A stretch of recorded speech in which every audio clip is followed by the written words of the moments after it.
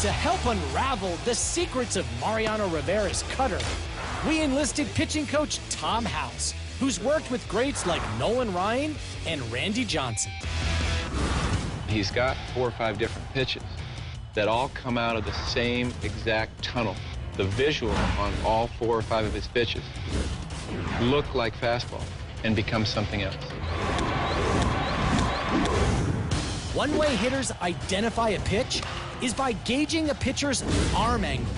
Rivera's remarkably consistent arm slot, varying less than 2 degrees, helps disguise the type of pitch he's thrown. Another way hitters try to identify pitches is by spin. Rivera's 4-seam fastball leaves his hand at 90+ miles an hour, rotating at roughly 1,500 RPM along a vertical axis, adjusting his grip by a few millimeters, literally a stitch or two, and altering fingertip pressure. Rivera's cutter leaves his hand just as fast, but spins on a tilted axis at up to 1,600 RPM. Spin creates pressure differentials in the airflow on each side of a ball, and the ball curves toward the lower pressure zone. This phenomenon is known as the Magnus effect, and the faster the spin, the greater the curve.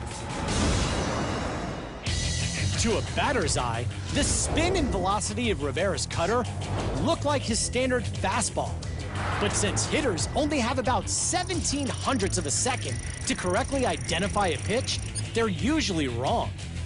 By the time Rivera's cutter reaches the plate, it's moved laterally up to 8 inches.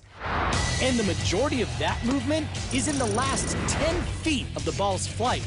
At that point, the human eye is physically unable to actually see a ball traveling that fast. And even if a hitter makes contact, it's virtually impossible for him to get the roughly 4-inch sweet spot of the bat on the ball. But the biggest problem for hitters might be their lack of experience facing Rivera. Most hitters face about 2,300 pitches in a season, but they'll be lucky if they see a handful of Rivera's cutters, although lucky might not be the right word. For ESPN Sports Science, I'm John Brakes.